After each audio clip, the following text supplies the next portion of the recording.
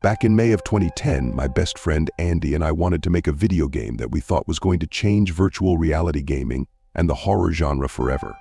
We were both out of the university, me with a degree in computer programming and him with digital art design.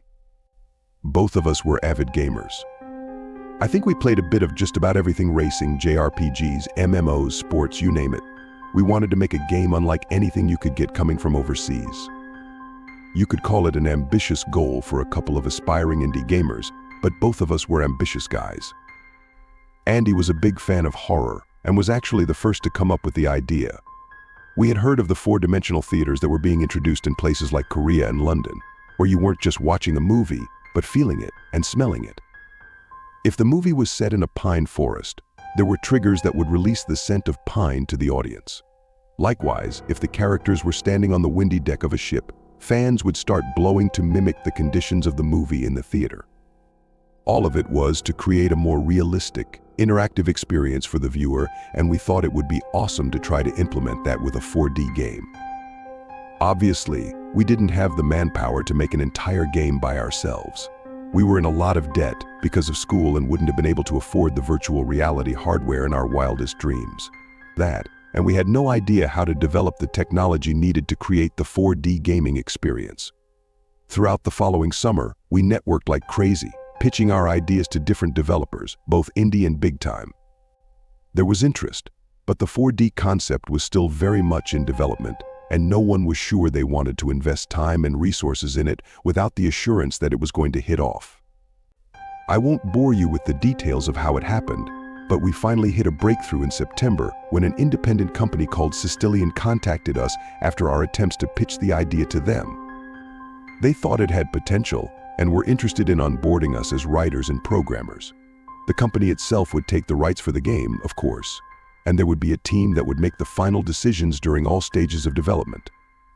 It was still more than we could have ever hoped for. There was a team of 150 people, a third of who were hardware developers. The controller was built into a padded, inclined chair with a minimalist headset that fits around the player's eyes and ears. The joystick and buttons could be swapped on the arms to accommodate if the player was left-handed or right-handed. Really high-tech, right? Where the money was really sunk was in the environmental simulators and the sensors and nodes that would be attached to the player's body to monitor their physical status. Like I said, the game was meant to be a horror game. We settled on the story of an unnamed character going into a haunted mansion to get rid of evil spirits and getting stalked by a demon. The most cliched plot and setting you could think of, but that was what we were going for. We wanted something that would easily be associated with fear. The idea was that the demon fed off fear and would find you more easily if you were afraid. First, it would scare and drive the character crazy, and then it would kill him/her. The monitors attached to the player analyzed the physical signs that the player was afraid: rapid heartbeat, dilated pupils, harsh breathing, clammy or sweaty skin, etc., and used that information to determine how aggressively the demon would act. You could think of it as a social experiment. You could see how well a person would stay calm under pressure.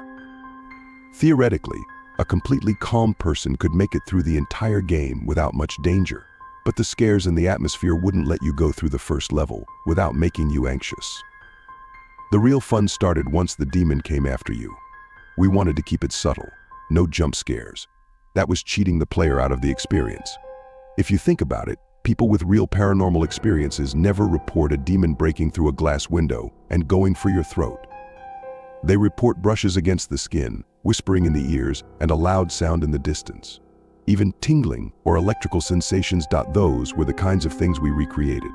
We programmed the system to deliver these audio and sensory cues when the player reached a certain level of anxiety. The more scared you were, the more scares you received. At the beginning of the game, you might hear heavy breathing or footsteps behind you. You might even feel cold spots as you navigated the mansion.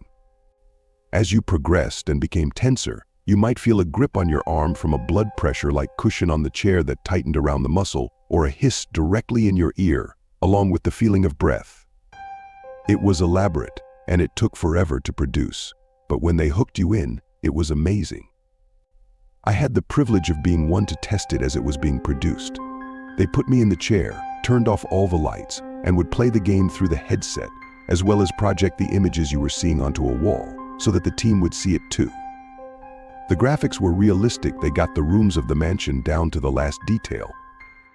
About a year and a half after the sensors were developed and implemented into the system, we started looking for beta testers. We started advertising in magazines and message boards for people to come in blind and play the game, giving any criticism or reporting any glitches they experienced. The majority of the feedback we received was positive, and after several revisions, we could safely say that we had a successful project. Of particular note were the reports from the beta testers in which they claimed to get the feeling that someone was in the room with them, or that they were getting tingling or hot-cold sensations in parts of their bodies where the nodes were not attached. The room where the chair and the interface were located was kept clear, aside from the player, as often as possible. The team was separated from the room by a one-way mirror. We would have been able to see if anyone was in the room apart from the player, and in 9 out of 10 cases when this was reported, there was no one. The other 1/10 were when a technician was coming in to check the interface. There were times when we would disable and re-enable certain audio and sensory simulations to further test which ones gave more stimuli than others. During one playthrough, the player might have the cold spots, and then during the next, those would be disabled. We never told the players which ones were activated and which were not. The strangest cases were when someone playing the game for the first time would report a cue when it was clearly disabled. In one particular case, a middle-aged woman reported her hair being tugged gently. I can tell you right now that had not been programmed into the game at that point in time. It was an odd occurrence, but one that could have easily been chalked up to the imagination. Actually, we assumed that most of the cases like this were due to the power of suggestion. We just cautioned the rest of the beta testers not to talk about what they went through, so that the people coming in could get as authentic an experience as possible. As tends to happen in these situations, people started spreading rumors. Some of my favorite rumors were the ones that made the Systelien staff out to be cultists, who were secretly sacrificing the beta testers to the demon portrayed in the game. I have no idea how that one held up as long as it did, since there were absolutely no reports of injuries on or off-site, and every single one of the testers came out of the building alive. The internet and gossip do strange things to people, I guess. However, rumors like that were starting to give Systelien a bad reputation. We decided it was time to bring in the media to defeat some of these rumors. We hadn't wanted to have reporters before for fear that other gaming companies would try to copy our methods, but now seemed like as good a time as any. We got several offers and wound up taking one from a popular gaming magazine. The reporting team came in and interviewed us about the games and the 4D techniques used. We used the opportunity to show them around the building and debunk the rumors about animal and human sacrifice. It was actually pretty funny. After the interview, the reporting team wanted to try out the game for themselves. They all had good things to say about it, and when the article was published, donations and other requests for interviews began streaming in. Andy and I said we should have let the media come in sooner for all the benefits we were getting. The more we searched Systelien's message boards, the more we started noticing threads crop up about people who claimed they were experiencing the things in the game after they had left Systelien and gone home. They were going through the same supernatural phenomena in their everyday lives as they had in the game. In every claim, they said that they would feel as though someone was getting very, very close to them, looking over their shoulders and breathing down their necks. I guess that was one thing about the demon in the game that we had neglected to mention. It had no sense of personal space. The reports eventually involved both minor and violent poltergeist activity. And people would be going through this for days afterward. The reports helped to spread the word even more, but it didn't help the persisting rumors that the testers were being possessed. The most popular thread, where the reports were being archived, affectionately called the demon causing these incidences the Systelien demon or the Systelien Specter. I liked the Systelien Specter better. Then came the day when a young man, only 17 years old, we'll call him John, claimed that he wanted to file a lawsuit against us as he had been scratched during his time playing the game. As I remember it, John had been doing fine up until he had reached the basement of the mansion and then had screamed for us to let him out. The only evidence of the scratches was a set of pictures taken after he had exited the building. The scratches shown on the pictures were deep and red, clearly not something that had been dealt by a human, maybe by a machine, but an inspection of the chair revealed no sharp parts sticking out. The lawsuit was eventually dropped since there was no way to prove he hadn't scratched himself prior to coming in. It's not like we do a full body examination before sitting our testers down into the chair. It was at this point we decided to stop bringing in random beta testers and test the game ourselves for the last stages of development. I was one of the first to be strapped in. They had added so much stuff to the gameplay and so many more cues that I barely recognized it from the first time I had played. I remember going down the foyer staircase after exploring a series of darkened hallways lit by old Victorian-era lamps, feeling my palms sweat and the hairs on the back of my neck standing on end. The wind outside the mansion had been howling for the last half hour, and it sounded like someone was whistling a funeral march. I paused on the stairs to look at the windows, searching for any weird textures needing to be fixed, when I felt a tingling along my spine on my upper back, like someone was pressing his or her chest against my back. It wasn't just in the game I could feel the press in reality. I reached up and felt only the chair.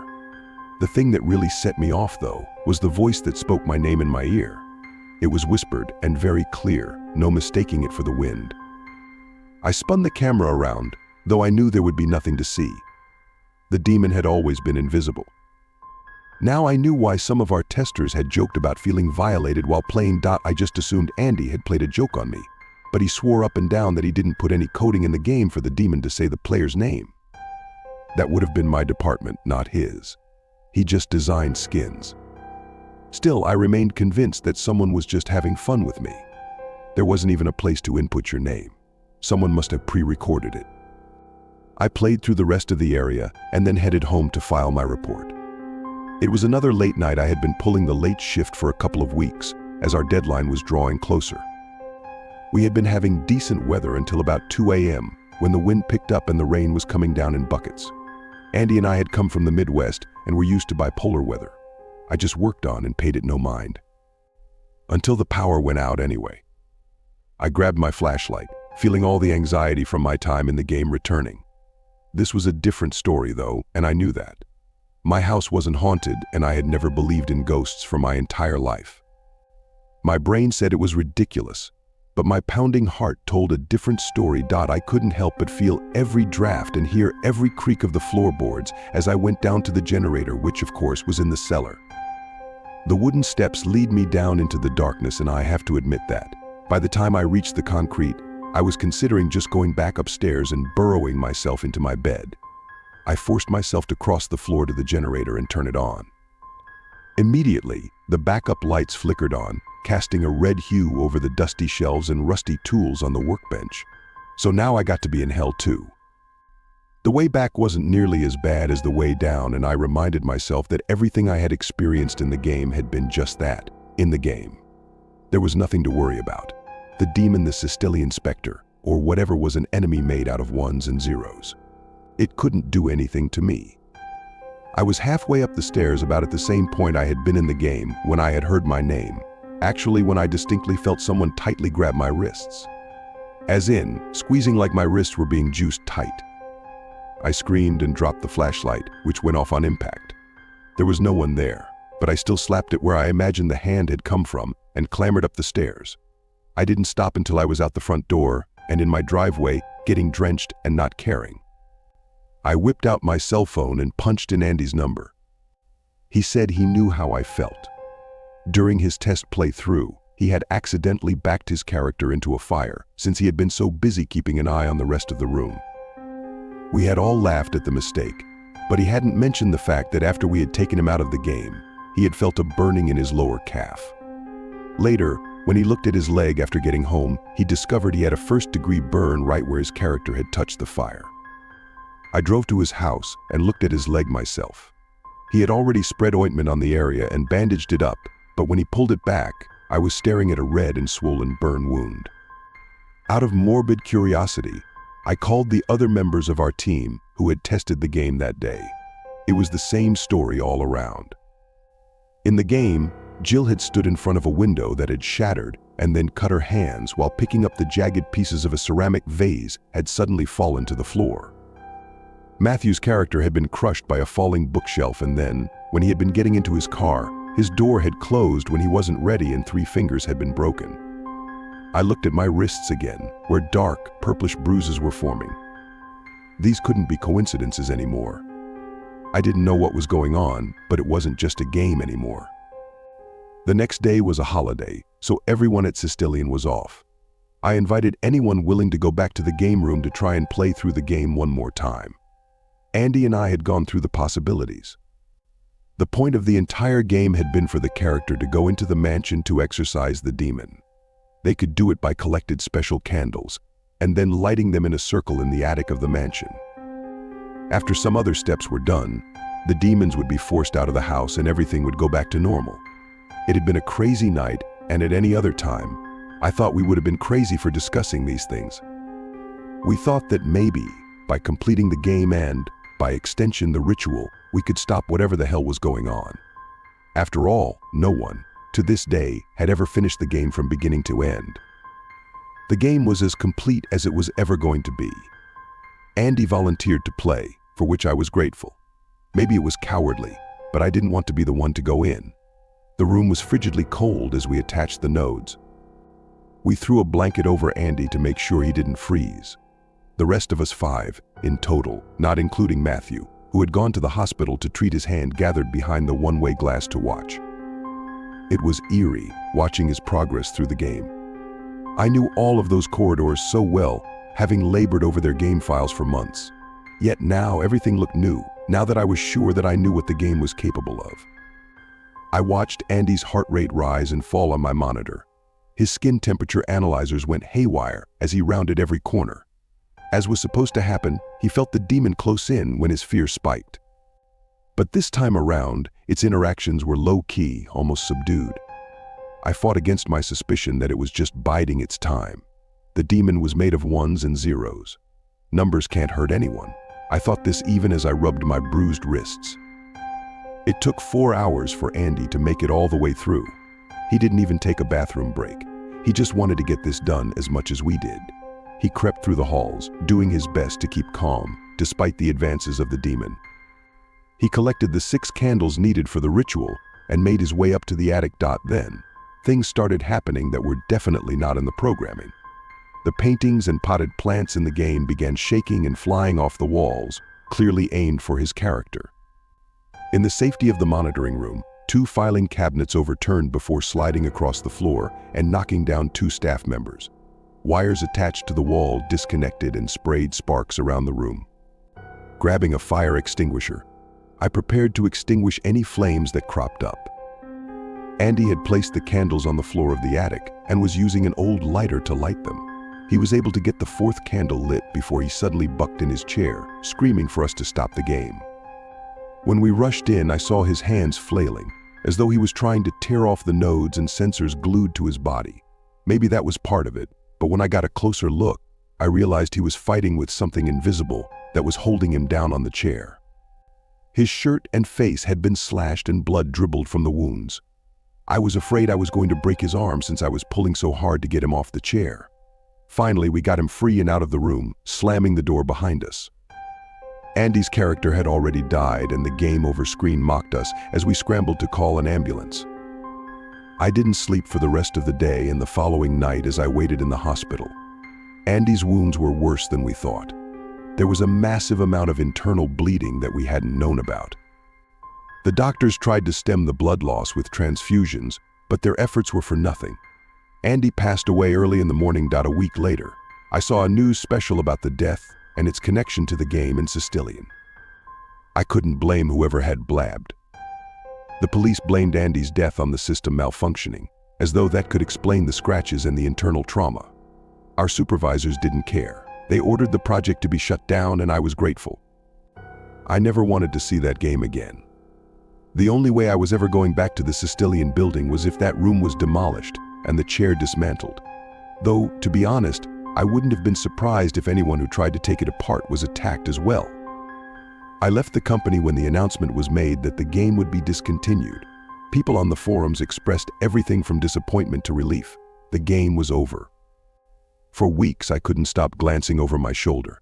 I moved away from the town and the memories I had of Andy. My co-workers held a farewell party for me, despite the fact that they probably had the right to blame me for everything. They said that I had helped make a game that would never be forgotten by anyone who played it. That was all well and good, But I was desperate to forget and spent the rest of my life trying to do so. I was always keeping 2 eyes on the shadows and jumping at every little creak.